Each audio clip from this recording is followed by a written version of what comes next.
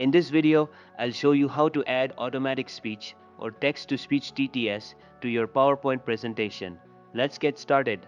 First, open your PowerPoint presentation and add an image or visual element to your slide.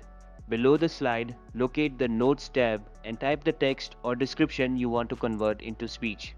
If you can't see the Notes tab, click the small icon in the bottom right corner of the PowerPoint window to enable it. Once your notes are ready, save your PowerPoint document. Next, head over to the website Automate Video.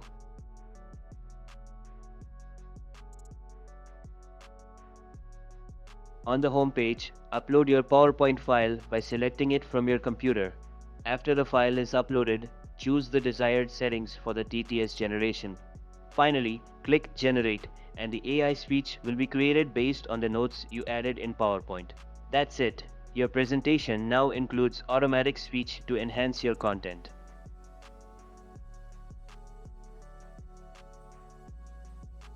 A group of friends joyfully jumping on a beach at sunset, silhouetted against the ocean and sky.